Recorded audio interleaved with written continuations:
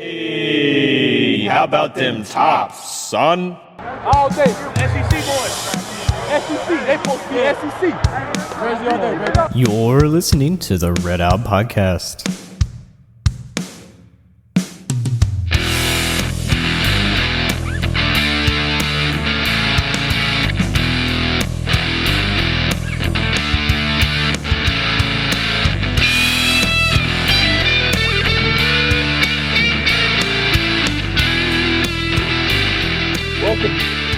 Welcome into another Red Out Podcast. I had a voice in my ear there for a second. My name's Devin. We got Matt in the studio with us, and we're talking sports today. Hope you all enjoy, and let's get right into it. Matt, what'd you think about the Super Bowl, buddy? I mean, it was obviously a close game the whole time. My wife said that she wanted more scoring or whatever. I don't know. I thought it was pretty good. I was close the whole time, and thought it was interesting all the mistakes and how that changed the game and whatever. So I thought it was very well scripted this year. They did a really good job. So there's that. They kept me riveted. I did think it was interesting. I did think it was a really interesting game. I thought it was well played. I only got to see about half of it because the little one wanted to watch something else. And so I was like, okay, well, let's watch this. And it's one of those games that I was like, I'm not invested in either team. I really could care less about either team at this point. So let's just, and so I did get to actually watch from the halftime show towards the end of the game. So what did you think of the halftime show? I thought it was great. My wife and I, little known fact about my wife, but she used to watch like MTV all the time. So she knows all these rap songs from the 90s and 2000s. And so she was like totally into it and was like spitting every one of the lyrics. And I used to I like to listen to that some too. And I really knew a lot of them too. I used to listen to 101.1 in Nashville forever. Yeah, the one. What? I said, yeah, the one. 101.1 The Beat Jams. With Dolomite and Scooby. Anyway, I think Dolomite died. That was sad. But anyway, I have no idea. Yeah, you probably don't. And neither does anybody else that hears this. But anyway, no, it was cool because we both pretty much knew every song, and it wasn't like I didn't have to explain to my 4 and 5-year-old why everybody's naked, because it was classy enough. Except I will say, the one time that Haley, my 4-year-old, perked up was when they were on the stripper poles. She's like, "Oh, cool! Look at that!" You found nothing interesting but girls on stripper poles. So my daughter, you talk about getting kids parking up. My wife was watching, and of course, her comment was, she's like, "These are songs that aren't as well known, and the parts that he's singing aren't that well known of these parts either." Like at the beginning of it, and then he had a few towards the end that were more well known. But my daughter, we're watching it, and when Usher took off his shirt and started dancing, my daughter was like, "I got in trouble for doing that on the playground."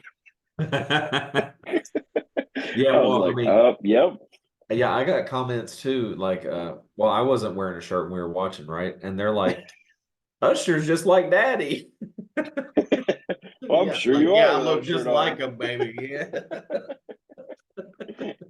That's great. You're welcome, Usher. Yeah.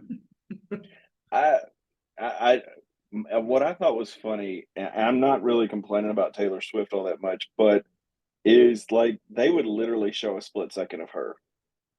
Yeah. And it was like clip gone. Like, not even kidding. My wife's playing on her phone after we get the little one to sleep, and I'm watching the game.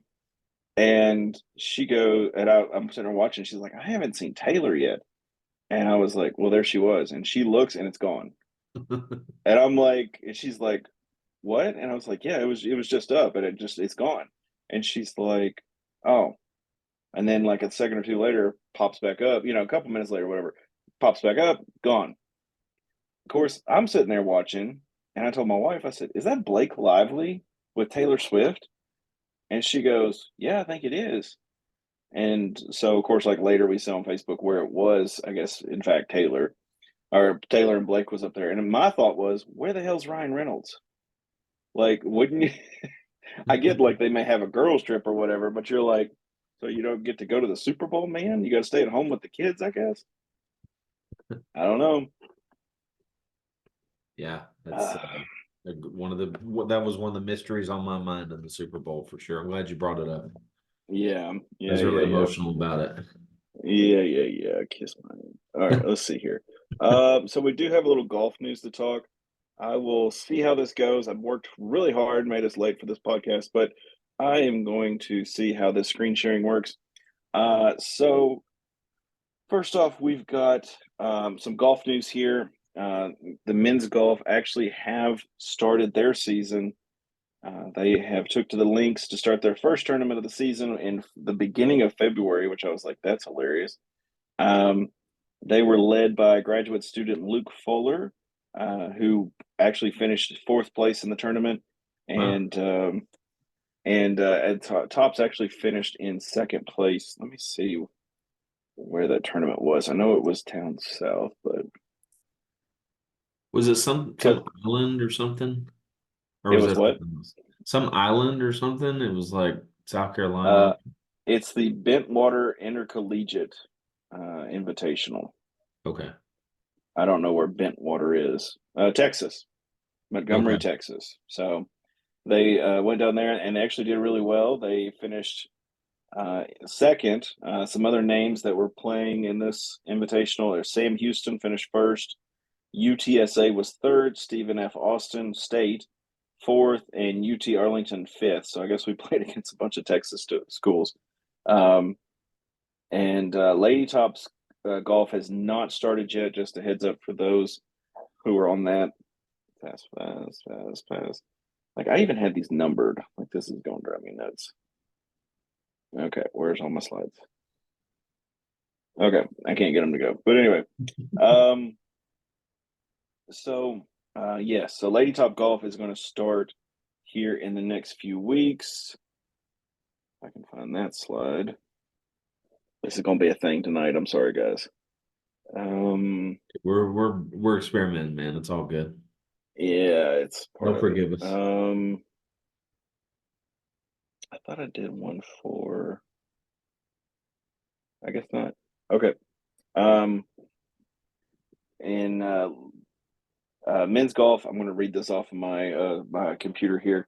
The next invitational or tournament or whatever for men's golf is going to be March 7th to the 9th in St. Simons, Georgia. It is the Sea Palms Invitational. Last year when the Tops were doing this tournament, they finished 7th overall. So hopefully, and this tournament is hosted by Western Carolina. So hopefully, we'll see some improvement from year to year. And then the Lady Topper golf team, I almost said Lady Gator. Lady Topper Golf is going to kick off their season against Mercer on the 23rd of this month. So next Paula has a client in there. 2 weeks from now, in the Reynolds Lake Oceano Invitational at Great Waters Golf Course in Greensboro, Georgia. That should have been in there too. Oh, my elbow. Anyway, so another thing, I guess we'll jump into a softball update real quick. Softball has played against. Sorry. No, you're good. You're good. Working in a live office here. I'm the only one here, so. I know you're good. I understand how that goes, man. Oh, so there was that one. Okay. Well, it's not. I'll do these two real quick. A lot of things going on at your office, but I get it. No, this is actually my home office. This isn't the funeral home office. The funny thing is with the funeral home. Thank you. Just got done cleaning it today. It's a filthy place. Anyway, but Your head keeps disappearing in it. It's funny. Does it? Yeah. Yeah. I saw that last week when I was doing post production, and I was like, it's driving me nuts. But I had a backdrop that my wife had gotten, and it's just disappeared. It's just gone. So I have no idea what happened to it. It last week I was ready to strangle her, but what am I gonna do? I'm like, it's one of those where you're like, when I needed it, it is gone. The thing is like the avatar of whatever. It's just gone. Okay, so I guess I can write on this now too. Yeah, okay, so like I said, Lady Topper Golf is going to kick off their first invitational on the 23rd of this month, so in 9 days, and then men's golf comes back at it March 7th through the 9th in St. Simons, Georgia. So, quick softball update here. Softball has had a few. They've been at a tournament, invitational, conference, whatever, and they played Missouri State, and they beat them 1-0. They also played Iowa. This was not a very pretty one. It was ended in the 5th inning because Iowa was beating the Tops 8-0. Yeah, I saw that. I didn't know they had like a rule for stop playing college sports. I They thought that do was like yeah, they do in softball some because it can okay. get pretty ugly at times.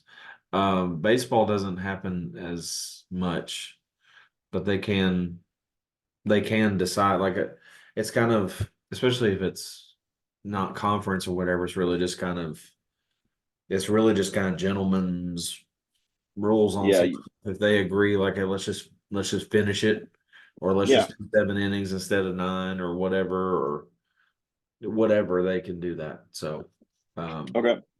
yeah, women's softball, I mean, softball happens pretty often that there can be a skunk rule or something. Of course, those were on the 9th, and then on the 10th, Western played Army, and they beat Army. They also beat NC State 7-2, and on the 11th, Western tied Kansas. That was a 2-2 finish. It was ended in the 6th because Yeah, they had a they were stop out of dead time. time. Yeah, yeah. I saw What that. is that? They had a stop dead time. It's a tournament setting. So Okay. the games had to end by a certain time. They happened to be the last game, and so they just ended it. Even though I think we were up to bat or something. And Which is wild. yeah, so we possibly could have beaten Kansas, but instead we tied because we can't wait 5 minutes till the game's over. I'm just picturing like, you know, softball topper gets up to bat, cracks one out, and it's going over the fence, and they're like, "Nope, doesn't count. Time's over. Time is over." And you're like, "Wait a second here." Um, and then we got I mean, some. that's kind of like did you ever play like church league softball or anything? Yes, I did. I've That's kind seen of like more wondering injuries if in they're gonna. I've seen more injuries in church league softball than anything else. Yeah, Um, really? Injuries? I don't remember yes, anything serious. yes, and the reason I say that is because we'll swipe through a couple things here. Okay, so I saw somebody get hit in the temple with a softball Oh, in church league softball. That was probably one of my more serious injuries I ever saw. wow. And of course, like people always talk about fights and stuff. I've never seen a fight in church league softball. So, um, but softball is going to start their second road tournament in Chattanooga, and that starts on the 16th of February. So in 2 days, they are going to be in Chattanooga, Tennessee, and they will start it off playing North Alabama. They will play Chattanooga, Murray State, and Ball State. On the 16th, we've got Alabama at 11:30 Central Time, 4:30 p.m. Both Central Time as well. They will play on the 17th, North Alabama at 9 a.m. And then at 11:30 a.m. they play Murray State, and then on the 18th they will play Ball State. So, good luck to the Lady Topper softball team. That'll be interesting to see how they do. Okay. go back Yeah. to baseball here. I mean, those are some nice results. I mean, Yeah, I mean that's really good. Those are Iowa, really whatever. good. You expect a Power Well, 5 to be a little better, but beating NC State, and then tying with Kansas, like you like to see competing with upper level schools. So those next yes. 5 look like more winnable games. So hopefully they'll sweep through that or win 4 out of 5 or so, and kind of show us that they're a team to be reckoned with. I am not a big softball person, so I have no idea, like as far as strength of schedule and like who is the top dog in softball. Like, basketball, women's basketball back in the day, it was Tennessee and UConn, you knew they were good. I mean, even Louisville's got a good women's basketball program. But softball, I'm in the dark. I'm sorry. So if some of our listeners know, more than welcome to send us notes or something just to let us know what's going on. But we've got some baseball updates. We have 3 Hilltoppers selected to the Conference USA preseason all-conference team. We've got 2 seniors and a sophomore, Mason Burns and Lane Diagué. Diagué? It's actually do good. I think you might have missed the D on there. It's literally Did I just miss do the D? good. I think it's Well, I misspelled his name. Sorry, buddy. And then a sophomore, Dawson Hall, which I'm pretty sure that's Dwayne Hall's son. You remember Dwayne, right? he's a very serious hard worker as a sophomore for the Tops. So Well, he has to be. Have you seen his dad? yeah, it's very His dad is like the Chuck Norris of Western strength training. So dude, that guy's been around forever. He's still doing stuff, man. It's amazing. he is amazing. He ended a war Is by he himself, like I'm pretty sure. is he like the longest tenured topper like athletic coach? I mean, he's been at Western forever. It seems He like has. He's been there for a long time. it's like Docky retired. I mean, he's got to be up there on some of these. Like all the coaches have changed out, all the assistants generally have changed out. He's got to be up there. I know I'm like He is. This is his 14th year as the WKU's director of strength and conditioning, and his 8th as the men's basketball strength and conditioning. yeah. Oh, That's quite a, he's been a member of the strength and conditioning staff for over 20 years. yeah, that's what I'm saying. He's been there like before we were there. Well, I knew he'd been there since before I had. I knew Dwayne Yeah. was there before me. When I started, the head strength conditioning coach was a guy who coached at. He worked for the Dolphins for a little bit, and this was in the old side of the stadium, so there was a lot of Okay. talk back then about that. But it was really funny. Okay, so Coach Hall got a degree in physical education in 1996, and he finished his master's degree at WKU in 2006. He was certified through the National Strength and Conditioning as a certified strength and conditioning specialist. Yeah, and he married track and field standout Laura Wessling. And they've got 3 sons, Darian, Dawson, and Daxton. They really Okay, do have a so son named Dawson. yes, that's him. Is it really That's him? him. I'm swear to God, it's him. His I thought son you were Dawson is a joking, man. I didn't sophomore. realize that he was the Hall's son. No, yes, Dawson is a Okay. sophomore on the WKU baseball team. It's on Okay. his sports page I hadn't on the even paid WKU attention to that page. crap, man. I'm ashamed to Oh, say have you it. not seen? Have you not seen? Like, look up Dawson Hall. All right. Like every one of Dwayne's kids are redheaded, and I don't know how that happened. It's kind Is of his like my wife daughter redheaded? has red hair too. Do what? Is his wife redheaded? I don't know.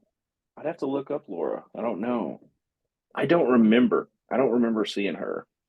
I'm pretty sure he like threatened people never to look at her if she ever showed up, Oh gosh. Let me see if I can find some old pictures of her back in the day. Allison Hall. Yeah, he's a redhead for sure. Oh yeah. Yeah, I had no clue. Oh yeah, that was 100%. I was not making that up. He I knew his son was playing, and I don't remember if I saw it on Facebook or what. I think I may be friends with Coach Hall on Facebook, but yeah, he was a very serious coach back in the day. Yeah. But yes, but that is the first time, as you can see in my notes, first time a pitcher has been named to the preseason all conference for the tops.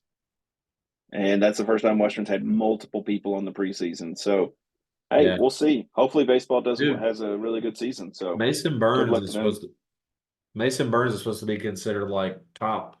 I know he's top 50. I think he was like number 25 on a list of overall college pitchers, college relief pitchers. Oh wow. So like he's expected to be like all American-ish type of level good. Um, Wow. as a senior, and do good as a good player as well. He do pretty good. So I think we have some pieces there, and from what I've heard, um, just internal talk and stuff. I think Coach Raridan's brought in some people that should immediately be pretty solid. There are just a lot of new names. You don't know when you have like 8 returners or whatever ridiculous low number it is. You just don't know if they're going to all come together and be great or if it's going to be a disaster. So hopefully it'll be decent. And he brought in some good people, and we'll kind of live up to some expectations on these guys that are supposed to be pretty good. You know we have a kid on the team named Tyler Raridan. Is that the coach's son? I don't know. Do we have a oh snap. What was the one for UK back in the day for the Wildcats? Um Calipari's son.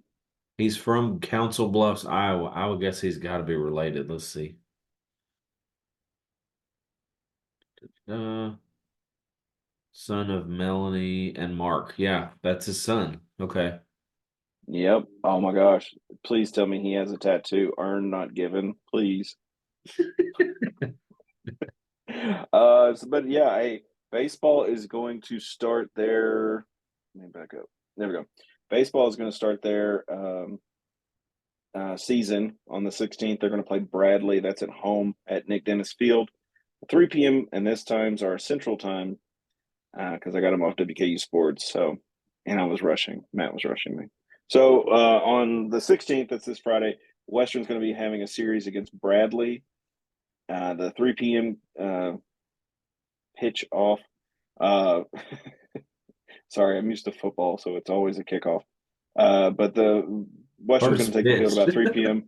Yeah, they're going to start around Like, 3. dude, I The think we next just need day to they're going to start delete about this whole 2. baseball section. Like, just edit it out. Okay, hold on. I got to fix something real quick. Let's put in. I got to make it red so it's good. There you go. No, Oh, let's see. Here we go. D. There we go. yeah, I hadn't done my baseball research yet, so I didn't know I was that Coach Raridan's son. I didn't realize it was D Hall's son and all that stuff. So just Oh, okay. yeah. That's a D. All right, now I got to erase it. Oh, I'm learning all of this newfangled stuff. Okay, so anyway, See what? Western's going to play Bradley. They've got them this weekend. On Friday, they play at 3 p.m. On Saturday, it's 2 p.m. And on Sunday, it's at 1 p.m. And then next Tuesday, the 20th, Western will be playing Lipscomb. And that is going to start about 3 p.m. That's in Nashville. So if you can be there, be there. They will Yeah, appreciate your support. it should be. I was looking quickly. Bradley was not very good last year, so it should be a pretty good opportunity to start out 4-0, 3-1. So hopefully, should get out to a good start. We shall see. I hope so Never too. know early in the year. It would be really good to start off the season with a win for baseball for sure. Um, Sorry, I've got my notes over here. I'm trying to keep up with what we've talked about so far. Okay. Um, yes, so they're going to be coming up on the okay. So Lady Tops basketball. This is Matt's jam right here. Let's go. All right. Hey, I'm telling you, I am really excited for the Lady Tops. They ended their streak in their let's see. Yep, turn around there, beat them there. Okay, there we go. We'll do that. Okay. So, Lady Tops make a turnaround in Diddle. They ended their, what was that, 5 or 6 game losing streak? It was a 3-game losing streak, and they had lost 3 of 4. Or excuse Wow. me, 4 or 5. Excuse me, they had lost 4 or 5. Yeah. Yeah. And it started against you. Well, we beat UTEP 66-65. And then we started losing against FIU, Sam Houston, MTSU. And then we won La Tech. And Yeah. So spoiler alert, we beat Jacksonville State too. So, so yeah, the Law Tech game, man, like, oh my gosh. I don't know if you looked at the anything more than kind of final score or whatever a lot of our listeners would, but like we did go to the game and it was well, first of all, Acacia Hayes has an injury. She's one of the leading scorers for the Tops. Has been a solid player for the last couple of years, and she has some kind of knee injury. We don't know the extent. It looks like from the intelligence we've talked to a guy from BKO, and we had some, just observation type of stuff. I mean, it seems like she may be out for at least a while and could be out for the whole rest of the year. She had a ACL type of knee brace on, but then the game against Jacksonville State, she didn't. So I don't know exactly where she stands as far as yeah. like how injured she really is. But regardless, she's out and is probably out till I would say March at least. We can fairly well guess that that's probably what's going to happen. She's quote Yeah. unquote out indefinitely. And then also the first game against La Tech this last week, they were without Destiny Salary, who's the other kind of quick hitter type of quick possession type of player for the Tops. So, I mean, it was like watching paint dry, watching them try to score. It was so bad. Yeah. It was 33-14 La Tech at one point. Oh, good Lord. And it was like it was hopeless. I mean, they no energy, like I wanted like when you care about the program, whatever, and you want them to do well, you just go and you're like, okay, hopefully, we're shorthanded, but let's win. Let's look like we care. Let's look like we're engaged. Yeah. Don't look awful. And it just like I seriously started getting a little sick to my stomach watching it. It was awful. And then at 33-14, it kind of started clicking into place a little bit, made a couple baskets. They cut it to maybe it was like 14 or 15 at halftime. So it still looked pretty bad. And much Yeah. of the quarter was pretty rough. But they started kind of like inching their way into it. It wasn't like they made like a 20-0 run and then we're right back in it. I mean, it was like you pretty much thought the game was over until like the fourth quarter when they finally took the lead. um, I always think and it's ended up weird. winning. I always think it's weird that girls basketball does or women's basketball does quarters and men's does halves. Yeah, they've always had different like shot clock numbers. So Yeah. it used to be like the men were 35 and the girls were always 30. Now the men are 30. They're both 30. They have the different like 3-point lines and whatever. And so yeah, it definitely is odd. And they've added the quarters. I forget when they added the quarters, like 5. It might have been a little longer than that now, years ago. But and they have different breaks times that they get. Like the guys have a break every 4 minutes under 4 minute timeout or whatever. The girls is a little bit harder to explain. It's kind of staggered. But it's Every 4 weeks there's a break, but yeah. yeah, there you go. But did I say weeks? I meant minutes. I said Anyway, weeks, but no, you're good. yeah, okay.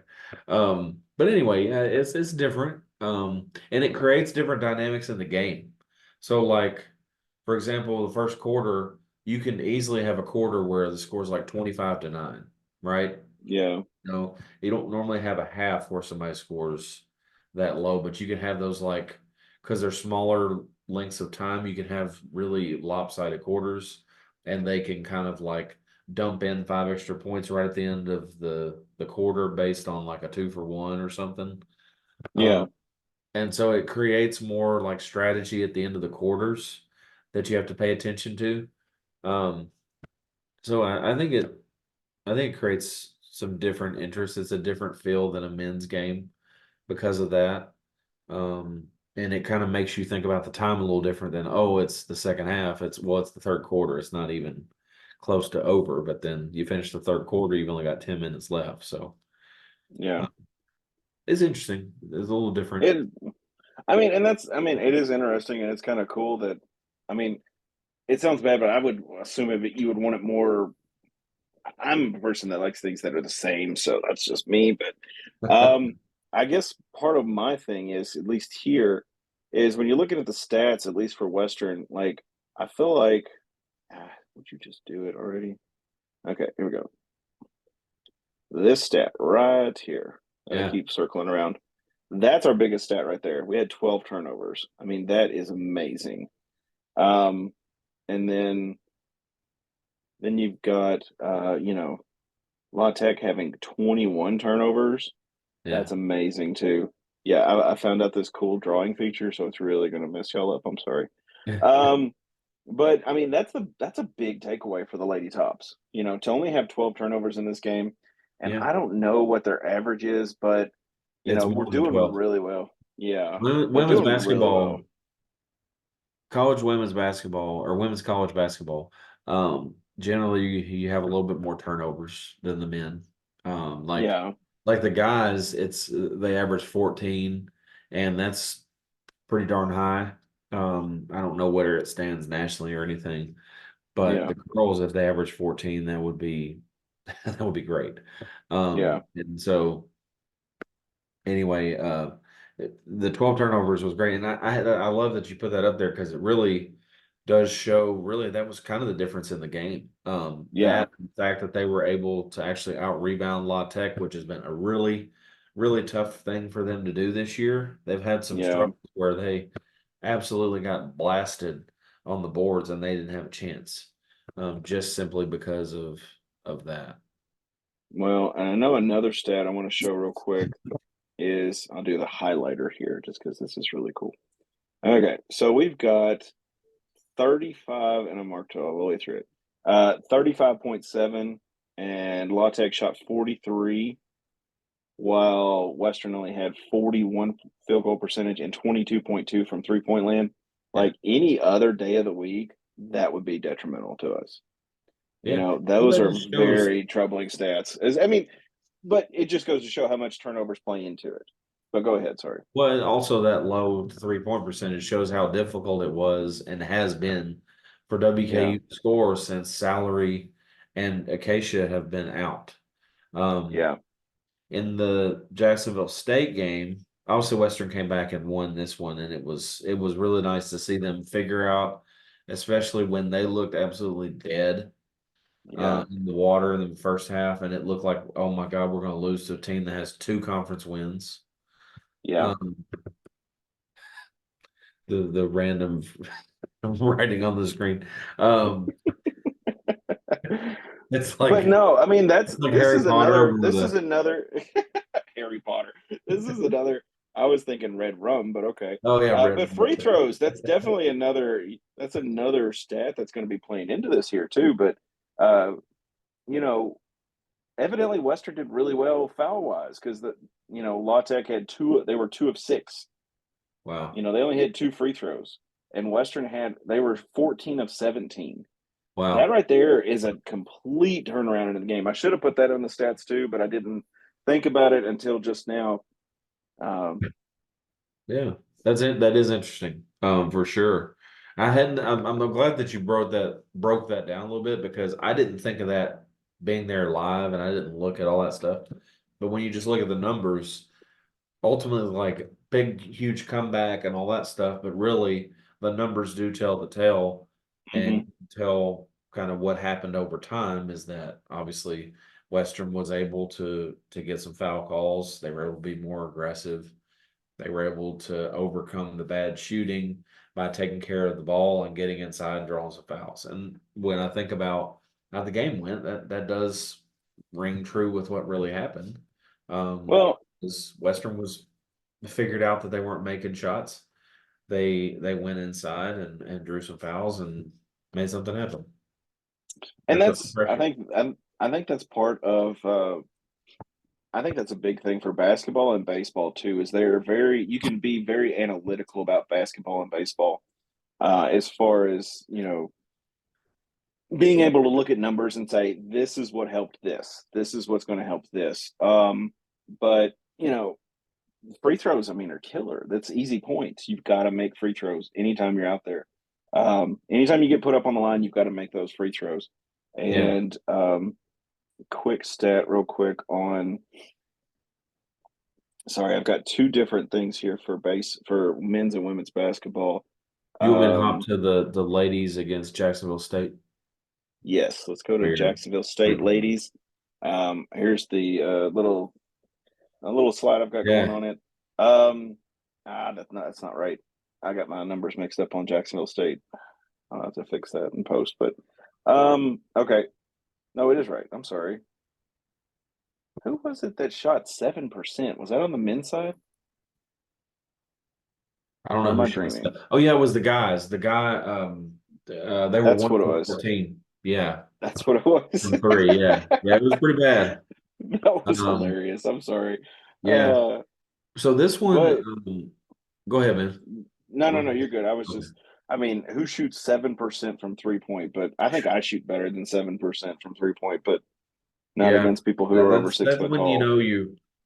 that's when you know your little snake bit. And there was some story to that as far as why the main star was struggling. We'll talk about that in a little bit.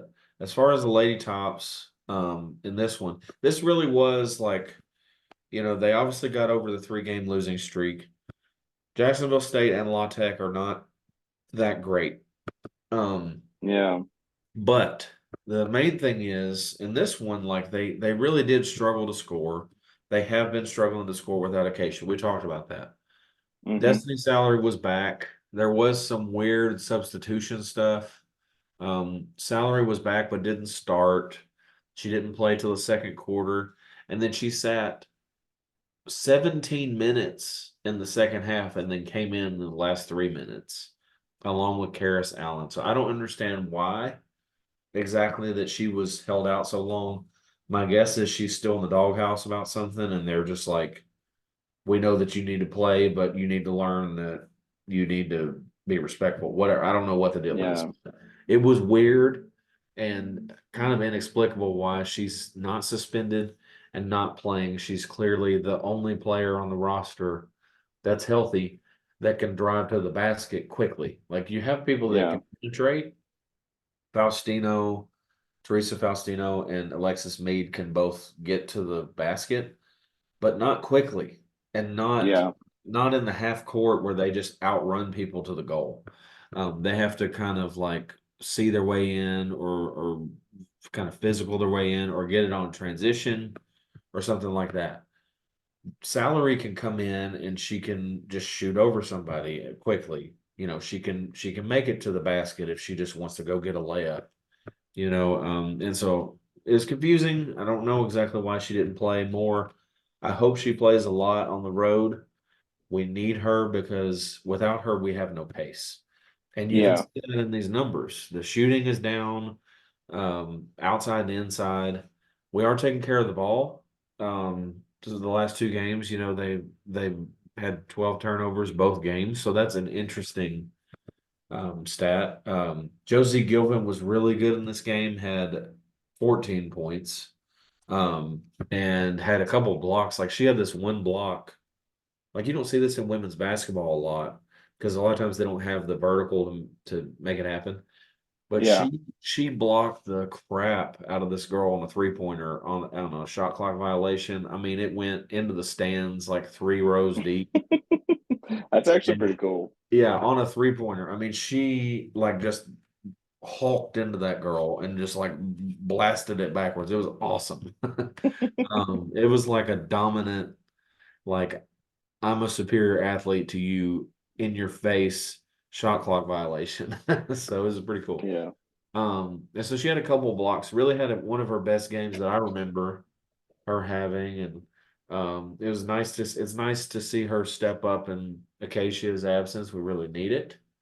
I think this overall was the best defensive performance by the Lady Tops by far. I think Jacksonville State plays into that. Their offense is not great. They score less than 60 points a game, so not Yeah. great. But they held them about 15 points under their average. And Jacksonville State really didn't have much of a chance. The Tops forced a bunch of turnovers. They did okay on the boards. You can see that if you're watching with the graphics and with the video, Jacksonville State did out rebound Western by 8 rebounds. But honestly, that's a win for Western, really, because they've had such trouble rebounding that they were respectable enough. Yeah. And so I think overall it was okay. What concerns me is the offense is just non-existent right now. I mean, Yeah. they needed a great defensive performance to beat a team that scores 60 points a game by 9 at home. Like it just wasn't. There's something that needs to click into place, and I hope that is playing salary more, um, and finding some other creative ways to get some offense because they have looked anemic to say the least the last few games without Hayes. Yeah, they shot 6 of 28 from from the 3-point land, and Western shot 3 of 14. Right. So if you can Obviously, do some fraction simplification, then you can figure out that literally they shot twice as many threes as we did, but they didn't hit as many. Or they hit they hit twice the as many same as at we the did. same rate. They hit the same But rate as we did. Exactly. Yeah. yeah. So I mean, what that tells you though, in terms of like those numbers, the fact that they shot twice as many threes as Western was able to get some looks and get Hmm. inside, but they just couldn't make anything.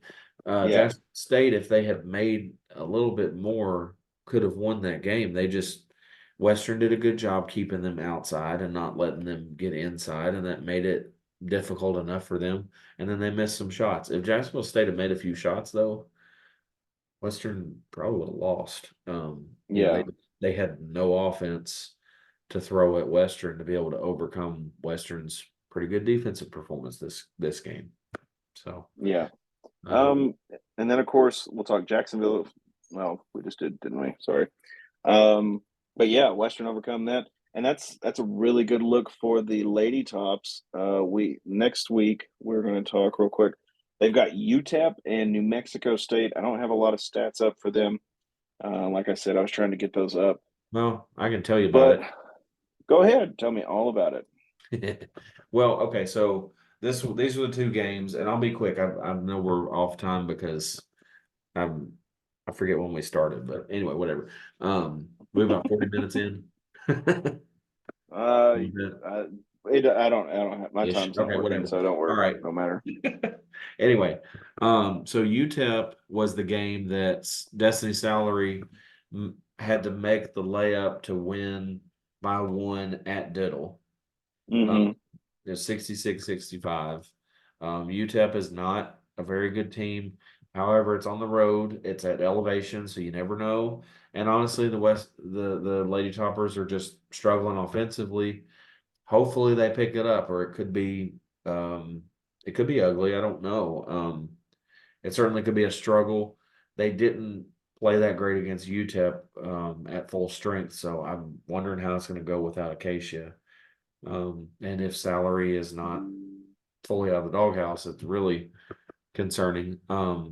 Then New Mexico State um, was just a bad matchup for Western. It was weird because they're not very good. They're not very good at all. Um, I, I'd have to look at their record, but they've won about a third of their games overall. Um, and But it just surprised me because they look like if you just look at them, you're like, oh, this team's probably going to be pretty good. Like they were athletic, long. They weren't Yeah. like those skinny girls running around that have no meat on their bone. Like they look like athletes. and they were just kind of out muscling Western. And so it was, in my opinion, it wasn't a great matchup anyway for Western, Yeah. even though like sometimes you just have teams that you just don't match up well against. Yeah. Even if they suck, like they're just going to give you a headache. And I just think that's kind of the case with New Mexico State. Western just struggled against their size and their thickness. Like they were really. Thick. I'm serious though. Like they were just really fit and big, and I mean they were really like impressive in terms of looking at them. But then you look at their record, and it's like, how does this team suck this bad? Like it Like didn't make like sense. Matt can't see this, but like at the edge of the screen, Stephanie is behind him, and she's like, Oh, you think they're thick? "Fit, Huh? fit. What?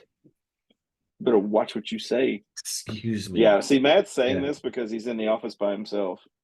yeah, and that's true. They're out. They're, they're at a birthday or the Valentine's Day party. Anyway, but yeah, New Mexico State has done a little better since they did play Western. They're 4-5 now, 10-12 overall. And UTEP is actually lower in the standings, 3-6 and 8-14 overall. Yeah. So they've kind of flipped position from where they were when Western played them. But still, two teams that Western, if they were at full strength and playing well, should probably beat wherever they are. But on the road, missing some strength and missing, somebody that's been out of the games for a couple games probably needs to get back in game shape. Um, I think it's going to be tough not to split or worse. Yeah. Heading into this kind of road swing. It's just tough going way out west and playing at elevation, period. And then you got these other issues. And we have the question of, whether the team is fully united and stuff like that. So we'll see how they. I mean, like we were talking about, like you just said, we've got a 9 p.m. Yeah, and that's just I tough to know, yeah, do. 9 p.m. Eastern, and that's 2 hours behind what we're normally used to. Of course, basketball is not as long as football, but you know, that's at least a couple hours, at Mhm. least, unless it's a really slow, drudged out game.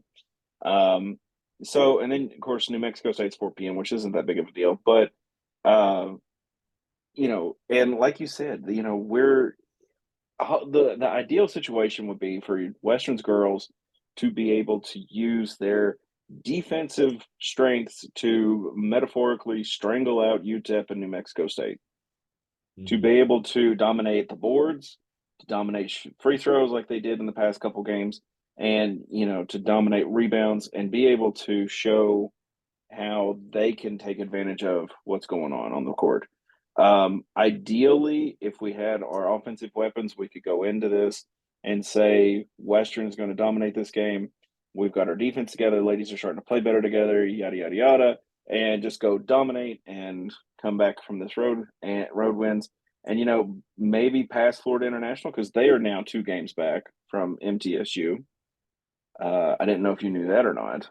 They Yeah, Florida International's lost 2, I'm assuming.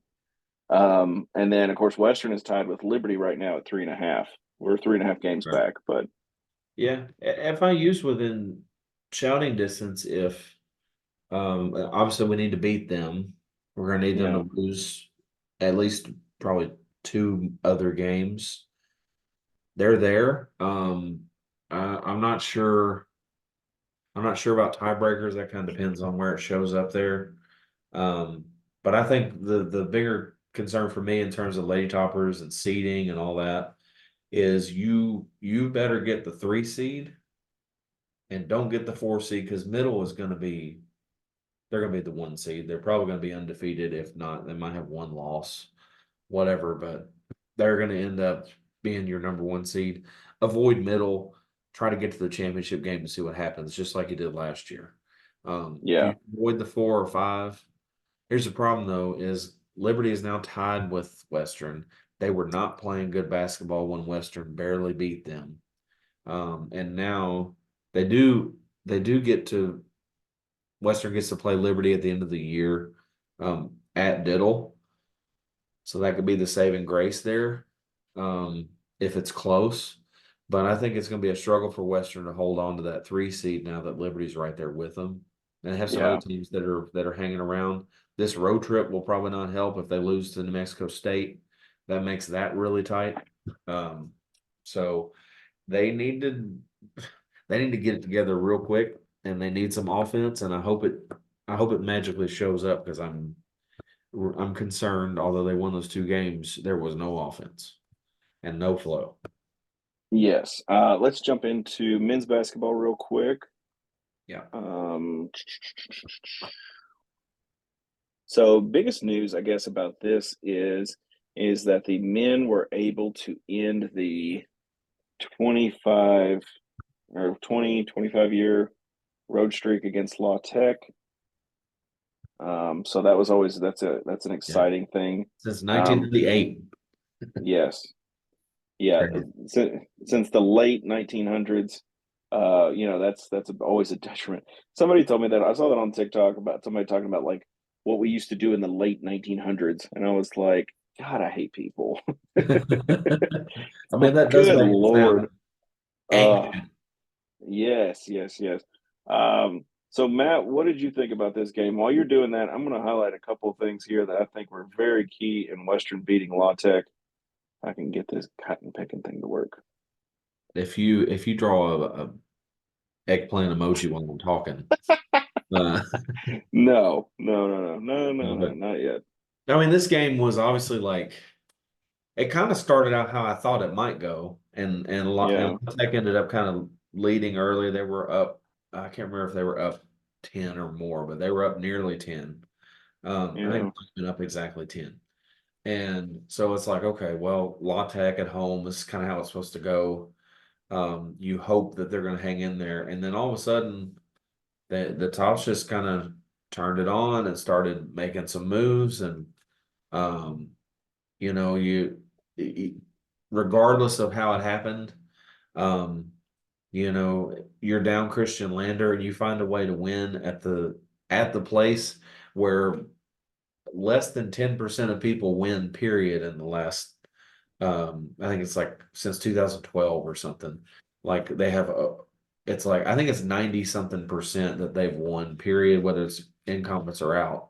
And Western Mm-hmm. hasn't beaten them since Western joined Conference USA again, at their place until now. Wow, And wow.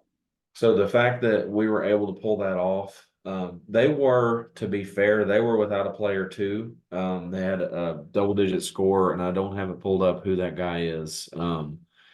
It was a Hispanic name, and I'm sorry I don't remember.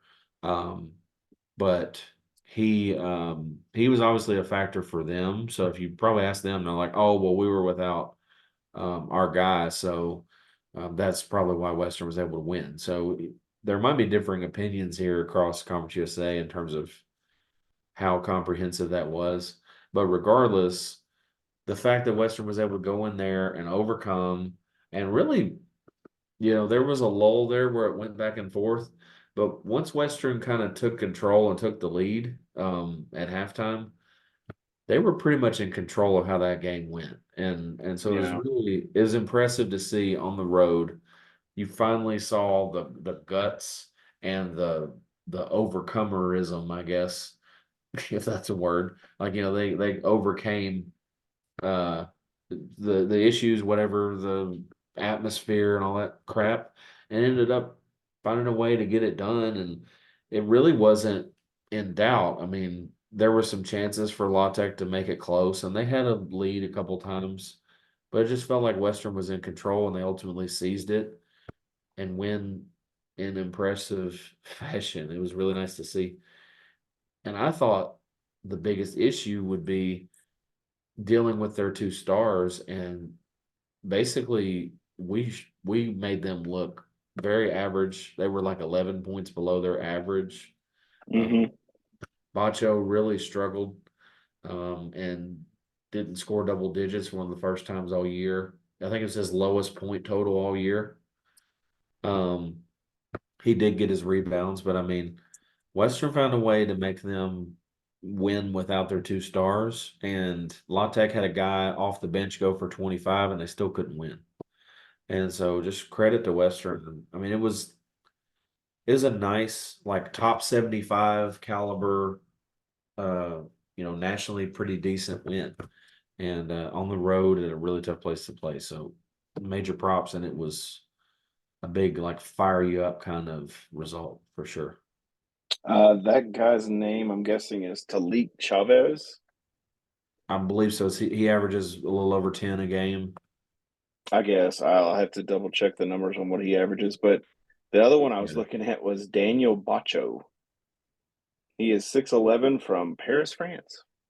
Yeah, Not he's a Paris, transfer. Tennessee, not Paris, Kentucky. I think he's a transfer from Texas Tech or something like that. You might be right. I don't know. I'm not sure. He's transferred from somewhere Power Five, and really good player, and he's ended up being much better than he really was supposed to be. And so the fact that we were able to make him look very average is a huge success, and something I didn't expect. I thought we would have our big guys in foul trouble. I thought Yeah, he pretty much get what he wanted, and I thought Crawford would be an easier matchup because we have multiple guys that could kind of match up with him. 6'6" and athletic, like that's a lot of our team. Um, but I thought that they would ultimately get what they wanted, and then we'd probably lose by 5 or 10. That didn't happen. We had the perfect setup, and we were able to shut them down once we kind of got a feel for what they were doing, and it was gravy from there. They just kind of took care of business. yep. This is another factor right here. Yeah. Free Well, oh throws. yeah, especially yes. That's definitely something to mention. Because um honestly, I feel like Western probably benefited a little bit from some calls. But regardless, Western was aggressive. Western stayed even in free throws on the road, which is just hard to do just because of how it is. Um, Yeah. and the fact that they were able to do that and really win the free throw battle, um, is a big deal, and clearly was one of the main reasons Western was able to pull it out. Yeah. And like I was just writing there on the screen, Western was 23 of 28, so that's 23 points right there. Mhm. And La Tech was 17 of 27. So we shot 82% and they shot 63% from free throw line, blah blah blah. And so I mean that's a difference in a game right there. I mean, of course, and then the big four stats here. Western had a better free throw or a field goal percentage, so we did better here. We had a better 3-point shooting here, and we had more rebounds. We had 8 more rebounds than they did. We had about 6% better shooting on from the 3-point line than they did. I mean, Mhm. usually if you win more than one of those, you're going to be doing okay. Yeah, well, and definitely something to talk about, just including the Jacksonville State game, which we can quickly transition into. Um, the 3-point shooting percentage defense is back. Yeah, Latte, we've really, honestly, in Conference USA, we've given up about 35 or 40% from yeah, three, several of these games. Well, obviously, you can see there on the screen, Jacksonville State, we gave up 7.1%. That's obviously going to help skew some numbers in our favor. And that wasn't completely our defense, but it was certainly a huge part of it. To only hold them to one made 3-point field goal. La Tech shot 24% from 3-point land. So, um, thankfully, that is back, and hopefully is going to stay there, and was a staple of the early part of the year where Western was like top 20 in holding teams to. It was like 28% from three or something like that. It was like yeah. top. It was like 17th or something like that, and it's kind of dwindled to where it's maybe top 50 or so. Um, but seeing the tops hold people under 30% 3-point shooting, especially in today's game, you If we gotta could if you we gotta could like them. do 7% on a regular basis, that would be amazing. And I don't think we would lose a game. I don't think you lose a game. No, Lord, no. But the That'd be a really freak thing. Jacksonville State game, man, was just like the ladies' performance. It was the best defensive performance of the year for Western, for sure. Um, I mean, no other effort. Even the ones against the Division II opponents and NAIA, Western gave up more points. Yeah. So we honestly the game was played at a Jacksonville State type of pace, but Yeah. Western was able to grind it out. And it wasn't the best offensive performance. One big thing that happened, they had 12 turnovers in the first half. Oh, Western did. wow. We had one in the second, and it was when the clock was running out and they handed the ball to the ref to run out the last couple seconds at the end of the game. That was the one turnover in the second half. So basically no turnovers That's in awesome. the second half, and it just when you do something like that, the chances that you end up losing, especially if you go into halftime with a lead, it's just almost impossible for the other team to find a way to overcome that. So what was Western's technical foul? We had one technical foul in this game. Yeah, there was one on Rodney Howard. I honestly, I missed it. I didn't actually see what happened. I don't know. I'm trying to think what we were doing. I think I missed. Yes, it was early in the game. I was driving home from the girls' game, so I really don't. I can't speak to it. I really don't know what happened. Yep. Yeah, it's Got teed interesting. up. Yeah, I don't know. I hadn't, and we hadn't talked about it in the towel rack chat. I hadn't really worried about it. I knew that there was a technical going back and looking at stuff, but I honestly don't even know what it was for. Yeah, not So really certain either. sorry for those that are judging us or whatever. I just didn't, I was driving home. I didn't see it. Yeah, he's a responsible person. I can't believe he doesn't watch the game as he drives. But anyway, be a true fan. I was listening. I think I had it running on my phone, but I You probably wasn't. did. Let's see here. We got a 4 and 5 ball, but the whole time it's going. Yeah, I don't know. I don't know how that works, man. Every time, whenever you're like, hey, be quiet for just a second, Dad's trying to listen to this, and it's like, "Rah!" And you go, for the love of God, please stop doing it. Last night. Sorry, Go ahead. This is No, always you're good. Go so ahead. relevant. Everybody needs to hear this. My kids last night, like Haley, my 4-year-old, like can't shut up at night. Like she just talks, right? And she's in her bed and we can hear on her baby monitor, like, raise your hand if you want to be my best friend in the middle of the night. And it's like, freaking nobody wants to be your best friend. Riley wants you to shut up so she can sleep. And there's no one else in the room. Oh my gosh, dude. So last night, Hilarious. yeah, we were talking about, shutting kids up and stuff. And so I was like, Haley, if you say one more word and we're trying to go to bed, you're in trouble. And she goes, yes, sir. And I'm like, okay, thank you. And she's like, you're welcome. I'm like, no, you shut up. Quit responding to me. Quit saying stuff. And then 5 seconds later, she's like, Okay, Dad. blah, blah, blah, blah, blah, blah, blah. Whatever. I'm like, oh. So I don't know if your daughter's the same way, but mine is completely obsessed with best friends. Will you be my best friend? Oh, yeah. Oh, so and so's my best friend. And you're like, oh, there was one. She was buddies with this little boy at her daycare for a little bit, but she went. The funniest thing is she says, they were playing outside on the playground, and she was like, "Ooh, look, the cows are out." He goes, "So?" And she's like, "Well, he can't be my friend no more." I was like, "Wow, we're Yeah, so you're strict." dead to me. Yeah, you're dead to me because you don't like cows. And then the other thing was, yeah, my daughter just randomly breaks out into song. I jokingly told my Oh, wife, I'm like, she's like an iPod, but I've got to keep singing songs or find songs she likes so I can play them. So she'll sing them and I can actually listen to different stuff on the radio.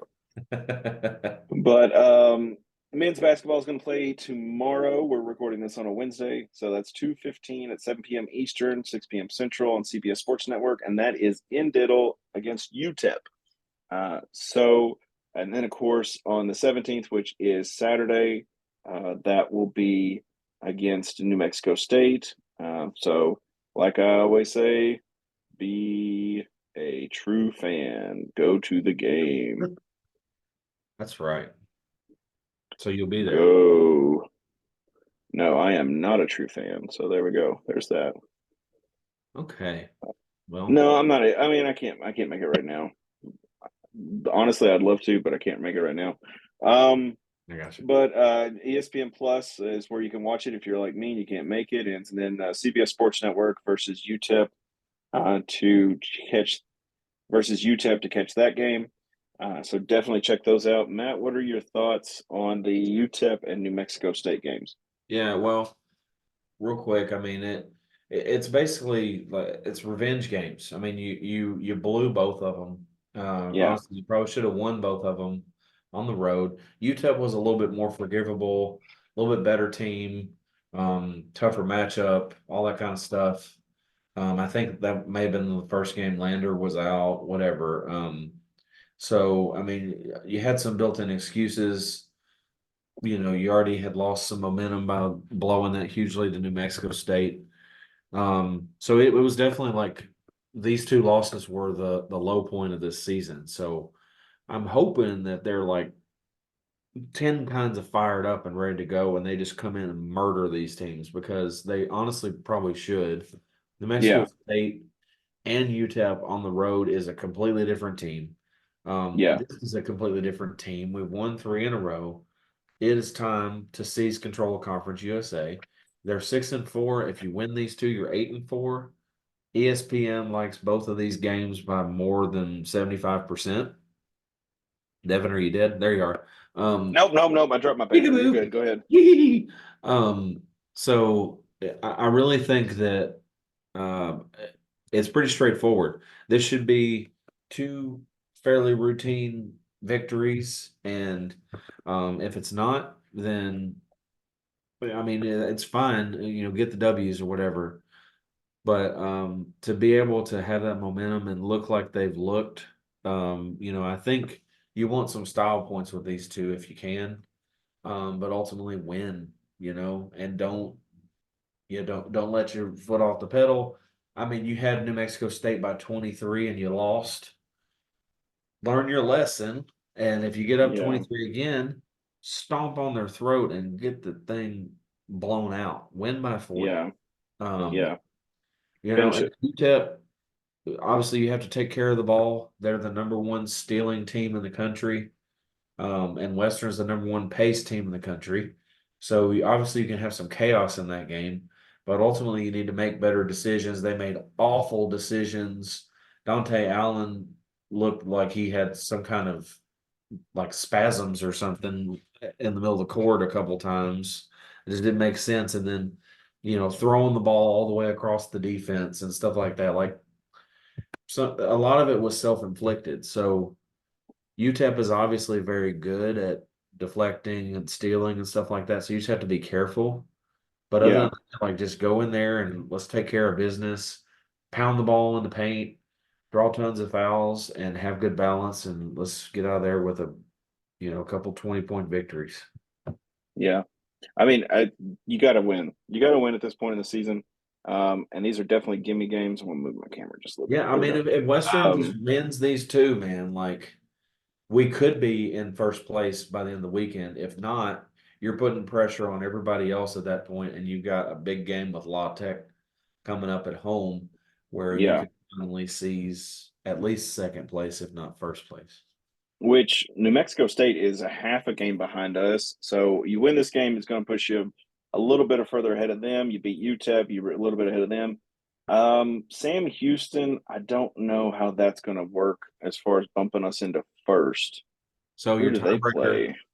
you need Sam Houston to lose 2 games more than Western from here on out They've because lost. They've actually lost to FIU, which wild 68-61, and then they lost to Jacksonville State 79-68. Yeah, that's interesting. And they do play at home, and I think Hmm. Washington plays at home this week too. So it's Yeah, unlikely that you're going to get those two to lose multiple games, but at least this week. Um, but Western is basically in control of its destiny with La Tech. If they beat yeah, La Tech and then keep pace with them, finish tied with them, then they'll jump La Tech. Sam Houston has 3 losses and Western has 4. They need Sam Houston to finish below them in terms of losses for Western to be ahead of them in the standings. They won't get yeah, the breaker in almost every scenario. yeah, So it's crucial for Sam Houston to start losing some games. It's crucial for Western to win most of the rest of their games if they want to be a 1 or a 2 seed. yeah, yeah. I But can definitely. they're right there. Yeah, I mean, Western's right there. I mean, it's theirs to win and lose. Mhm. I mean, I think we talked about this the other week, but I think as far as the men's side of things, I think the conference is theirs to win. And it's weird to say that. If they don't win it, I'm not ready to, you know, kill Lutz, Yeah, metaphorically. But right.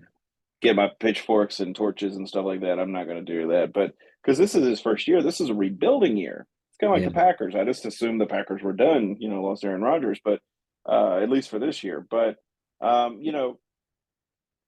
if they do well enough, I mean, I could definitely see. It's just funny to me that Sam Houston lost to the team who is essentially last in Conference USA right now with Florida Yeah. International. But Mhm. um, I think Western could definitely. You cannot take for granted either one of these teams, and you've got to take care of the ball, like you said. Yeah. Luckily, we are at home on these, so that'll help us too, somewhat. Yeah. Well, So, they have 0 combined wins on the road. So oh wow, wow! I they did not know that we should stat. be pretty likely to win. But like that doesn't mean jack when you play the game. Like ultimately, Yeah, if they get hot, if they play well, it doesn't matter about their record before now. New Mexico State's going to be coming in, and they're going to be ready to try to take our place in the standings. Like that's what they're worried yeah, about. They're not thinking exactly, about their road record or whether it's at home or away. They don't give a crap. They're there to win the basketball game and try to steal our spot. So exactly. Yeah, take it seriously and handle what you need to handle and take care of business. And certainly exactly, arrogance is not going to get you what you want. exactly. Let's just a real quick recap here. Men's basketball, lady tops, and then softball and baseball. I'm not going to talk golf because that is a ways out. But lady tops, they've got the Chattanooga Choo Choo Invitational is what I'm going to call it. They've got North Alabama, Chattanooga, North Alabama again on the 17th, Murray State on the 17th, and then on the 18th they're going to play Ball State. All those times are on the screen. That's 11:30 a.m. Central Standard Time and 4:30 p.m. against Chattanooga on the 16th, 9 a.m. and 11:30 a.m. against North Alabama and Murray State, respectively, and then 10 a.m. versus Ball State. And then baseball got a series against Bradley. So 16th, 17th, and 18th. That is Friday, Saturday, and Sunday. They will be playing at 3 p.m. on Friday, 2 p.m. on Saturday, and 1 p.m. on Sunday. And then next Tuesday, they will play Lipscomb in Nashville. So if you want a little day trip to Nashville, go enjoy yourself for a little baseball. I'm sure it will be a great time. And then Lady Tops tomorrow or today, if you're listening on Thursday, the 15th, Western is playing at 9 p.m. Eastern against UTEP, and I'm pretty sure that's on ESPN Plus. Most of them are. So That check is that CBS out. Sports. CBS Sports. No way, the late tops are Lady ESPN. Tops is yes. There we go. Ha ESPN Plus. My bad. ha. Yes, ESPN Plus, and then New Mexico State that is also on ESPN Plus. But that'll be on the 17th at 4 p.m. against New Mexico State. Both those times are on Eastern time, so that'll be 8 p.m. Central and 3 p.m. Central as well. And then the men's basketball side of things, that is CBS Sports Network, as Matt said. It is going to be in Diddle, so if you're in the Bowling Green area, definitely go support the Tops. And watch UTEP because they're really good at stealing, Matt said, so they may steal chairs and stuff too. So don't let them steal stuff. But and then on the 17th, Western is going to be playing New Mexico State, 3 p.m. Eastern. That game's on ESPN Plus. And check those both out. If you're not in the Bowling Green area, and you can't get to Diddle, always check back here. We'll try and keep you updated. We'll check with Talrack. They will try to do some live tweets and stuff to let you know about the games and stuff like that. And definitely check back. Next week, we will talk some Western sports, and we'll try and do some more videos like this. So we appreciate everything you all are doing and listening and supporting. Like, share, and subscribe. We appreciate it. And as always, guys, go Tops. Go Tops. Yeah. And, yeah. All right. Have a good one, guys.